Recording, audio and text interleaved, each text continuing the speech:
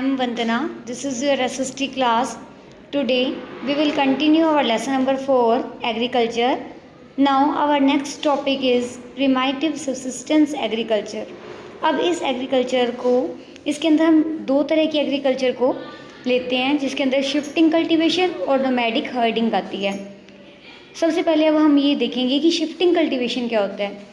वैसे तो शिफ्टिंग जो कल्टीवेशन है, इसे हर जगह पर अलग अलग नाम से जाना जाता है। शिफ्टिंग कल्टीवेशन है क्या?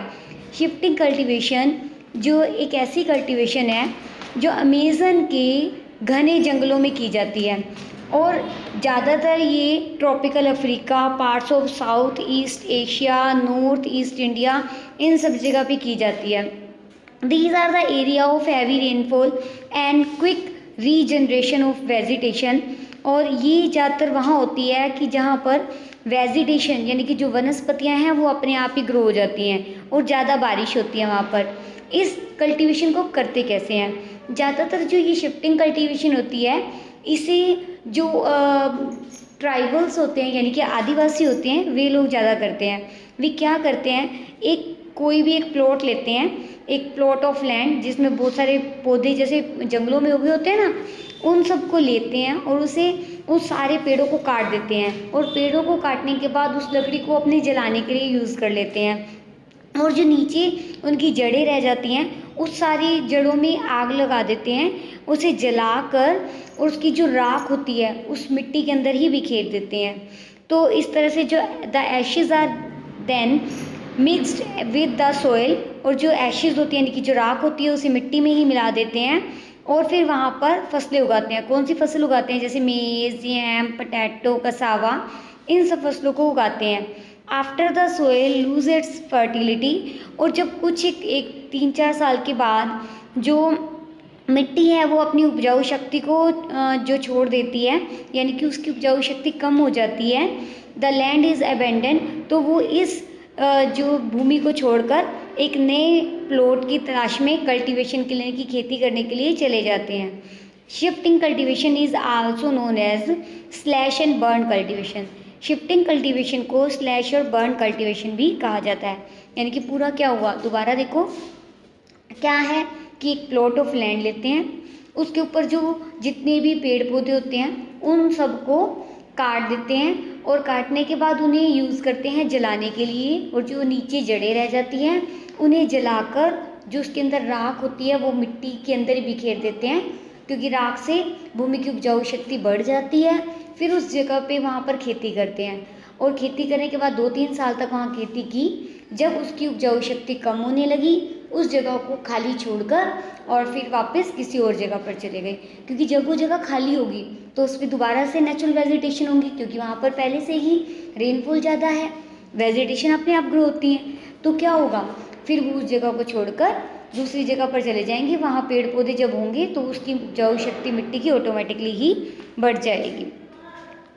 आई थिंक अब आपको शिफ्टिंग कल्टीवेशन क्लियर हो गया होगा। ये मोस्ट इम्पॉर्टेंट टॉपिक था यहाँ का। नेक्स्ट है हमारे पास नोमैडिक हर्डिंग। नोमैडिक हर्डिंग क्या है? Nomadic herding is practice in the semi arid and arid region of Sahara. ये सहारा और सहारा के कुछ एक क्षेत्रों में, सेंट्रल एशिया में और कुछ एक इंडिया के पार्ट्स में जैसे राजस्थान, जम्मू कश्मीर, यहाँ पर की जाती है। In this type of farming herdsmen move from place to place with their animals and fodder and water along defined routes। कि वो क्या करते हैं, जो फार्मर होते हैं अपने जितने भी जो उनके एनिमल्स जिन्हें वो पालते हैं ना, जैसे गायें, भैंस, बकरी, इन सबको पालते हैं उन्हें, और अपनी जो खेती है उन सबको एक साथ लेते हैं और पानी की तलाश में एक जगह से दूसरी जगह पर जाते हैं। This type of movement arise in response to climate concentrate and terrain. Sheep, camel, yak and goats are mostly reared. और ये ज़्यादातर जो लोग होते हैं भेड़ों को, ऊँट को, याक या फिर बकरियों को पालते हैं। दे प्रोवाइड, क्यों पालते हैं इनको?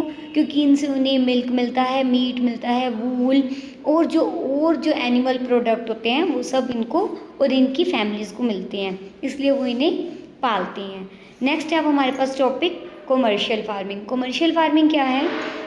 इन commercial farming crops are grown and animals are reared for sale in market. जो कमर्शियल फार्मिंग के अंदर जो फसलें उगाई जाती हैं या जो पशुओं को पाला जाता है वो मार्केट में सेल करने के लिए किया जाता है, यानी कि जो पशुओं के जो एनिमल्स के जो प्रोडक्ट होते हैं उन्हें मार्केट में सेल करने के लिए उन्हें पाला जाता है। The area cultivated and the amount of capital used in large, इसके अंदर जितनी भी भूमि जिसके ऊपर कल्टीवेट की जाती है और ज़्यादा अमाउंट में पैसों की ज़रूरत होती है, ज़्यादा भूमि की और ज़्यादा पैसों की ज़रूरत होती है। Most of the work is done by machines, ज़्यादातर जो काम है वो मशीनों के द्वारा किया जाता है, जिसमें कमर्शियल फार्मिंग इंक्लूड होती है। Commercial grain farming, mixed farming and plantation agriculture. In commercial grain farming crops are grown for commercial purpose. Commercial grain के अंदर जो ग्रीन्स को उगाया जाता है वो व्यापार करने के लिए, यानी कि मार्केट में सेल करने के लिए ही उगाया जाता है। Wheat and maize are common commercial grown grains. जो ज़्यादातर गेहूँ और जो मेज़ होते हैं इन्हें ज़्यादातर आप देखते होंगे मार्केट में सबसे ज़्यादा सेल होते हैं। Major area where commercial grain farming is practice are temperate grassland of North America. ज़्यादातर जो कमर्शियल ग्रेन्स को ग्रो किया जाता है वो नॉर्थ अमेरिका के अंदर टेम्परेट ग्रासलैंड, यूरोप और एशिया में किया जाता है। जो एरिया है यहाँ पर ज़्यादा जो जनसंख्या में लोग रहते हैं और winters restrict for the growing season and only a single crop can be grown. और यहाँ पर एक ही विंटर सीजन में एक ही फसल को उगाया जाता है। इन मिक्स फार्मिंग क्या होती है, देखो जो इन्होंने ये फार्मिंग जो कमर्शियल ग्रेन्स फार्मिंग के बारे में बताया, इसमें हम एक ही फसल को ग्रो करते हैं। अब मिक्स फार्मिंग में क्या होगा, जिसमें हम बहुत सारी फसलों को ग्रो करेंगे एक साथ, कैसे एक ज़मीन पे, जैसे टाइम के अकॉर्डिंगली।